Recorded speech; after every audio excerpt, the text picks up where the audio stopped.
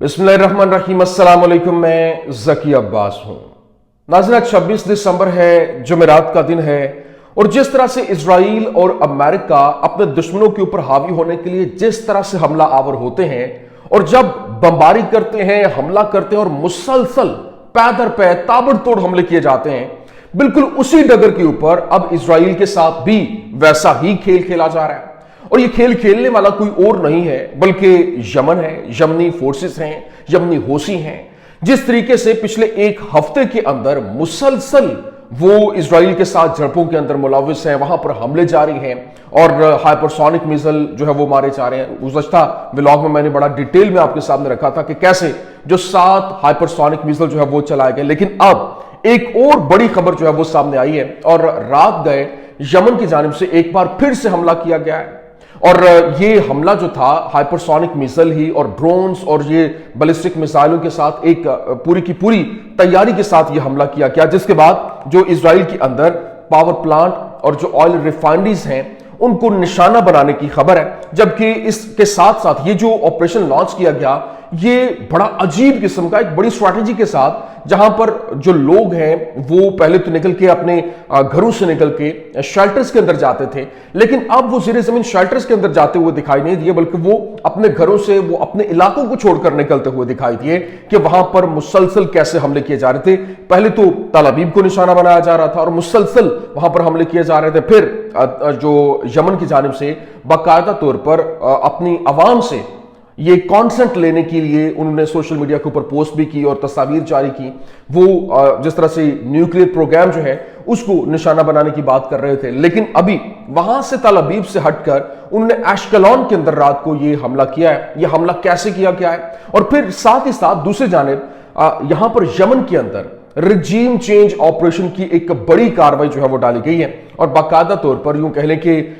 जो इस वक्त इजराइल और अमेरिका की जानिब से मिलकर ये कार्रवाई डाली गई। जिस तरह से शाम के अंदर रिजीम चेंज हुआ, जिस तरह से यूं कह लें कि मुतअद्दिद इलाकों के अंदर वो अपना कंट्रोल, अपना तसल्लुत जमाए हुए हैं और ईरान के अंदर वो रिजीम चेंज करने की बात कर रहे हैं, बिल्कुल उसी तरह तर्ज पर उन्होंने ये सारे का सारा खेल खेला और वहां पर एक बार फिर से उनका रिजीम चेंज ऑपरेशन जो है वो नाकाम हुआ। और यहां पर यमनी होशियों की जानिब से जो जासूस हैं वो पकड़ लिए गए हैं, गद्दार पकड़ लिए गए हैं। एक बड़ा ग्रोह जो है वो पकड़ने के बाद उनसे उगलवाया गया कि वो बेसिकली करना क्या चाह रहे थे और वहां पर जो लीडरशिप है उसको कैसे टारगेट करने की प्लानिंग थी। मतलब जितने भी इनकी टॉप प्लॉट है उसको मारने का प्लान था, जिस तरह से लेबनान के अंदर हुआ और वहां पर उनकी मेन हिजबुल्लाह की जो लीडरशिप है उसको मार दिया गया। ये कैसे प्लान तरतीब दिया गया और कैसे यमनी जो होसी हैं उन्होंने इस ऑपरेशन को नाकाम बनाया, ये भी बड़ी अहम स्टोरी है, ये आपके सामने रखना है। और फिर शाम के अंदर बगावत हो गई है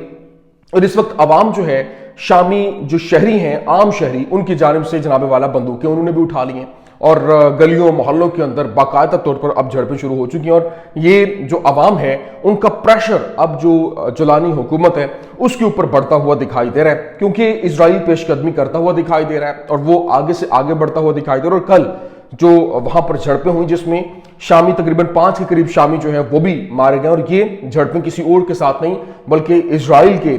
जो साथ उनकी फोर्सेस के साथ जो है वो ये झड़पें हुई। कैसे, ये तमाम डिटेल्स 1 बाय 1 आपके सामने रखते हैं। अच्छा नाज़रीन, सबसे पहले तो मैं आपको बता दूं, देखें इस वक्त जो सिचुएशन बनी हुई है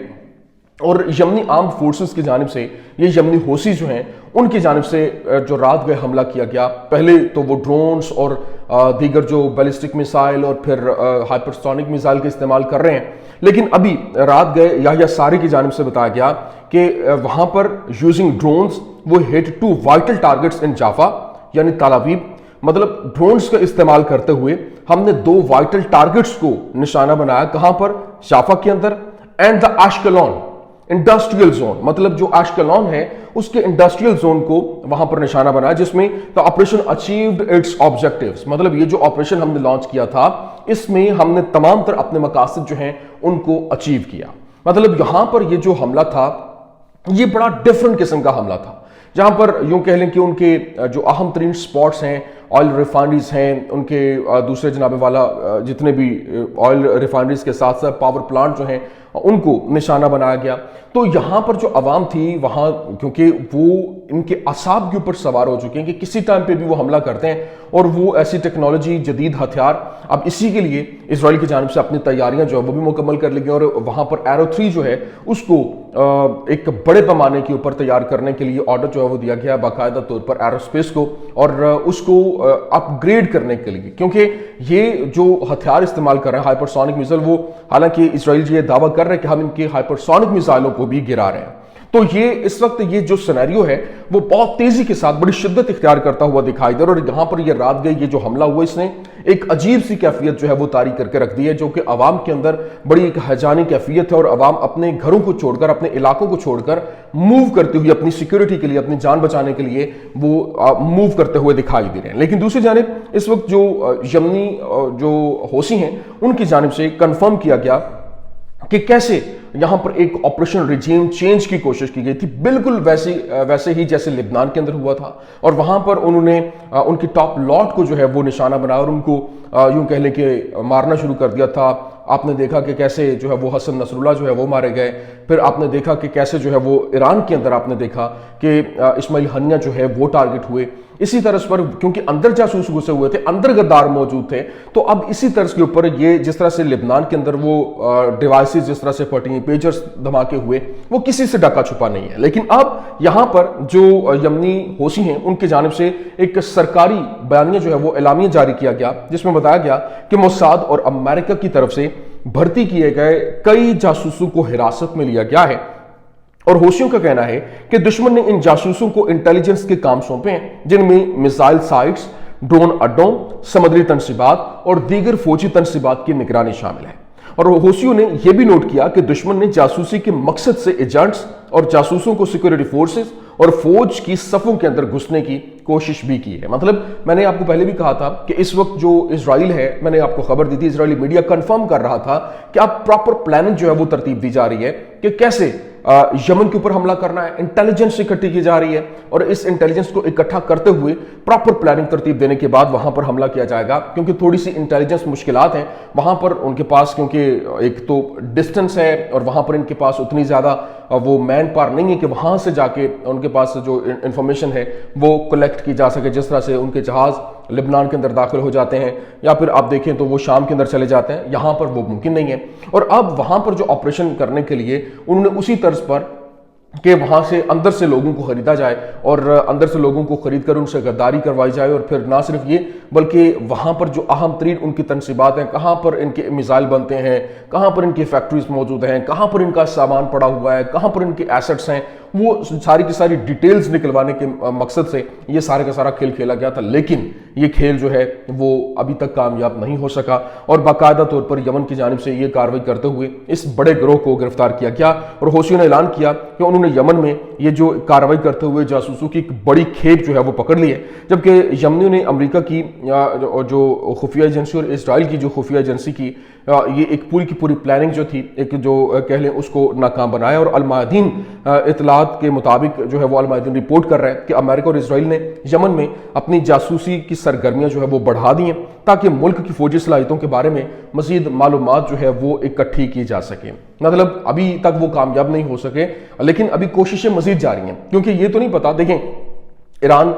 آپ شام اور جتنے بھی یہ ملک ہیں وہاں پر آپ دیکھیں تو یہ ان کی کارروائیاں کر رہے ہیں، اور یہ ان کے موساد کے جو ایجنٹس ہیں، جاسوس ہیں، یا پھر CIA کے، وہ موجود ہیں اور وہ اپنی کارروائیاں بھرپور طریقے سے کر بھی رہے ہیں. لیکن اب دیکھنا یہ ہے کہ کیا جو حوثی ہیں وہ ان کو کامیاب ہونے دیتے ہیں یا نہیں. لیکن دوسری جانب اس وقت جو ایک اور اہم ترین معاملہ ہے، اور اس وقت اسرائیلی ملٹری اسپوکس مین کی جانب سے بتایا گیا، the army conducted training exercises in the past few days to enhance its readiness on the border with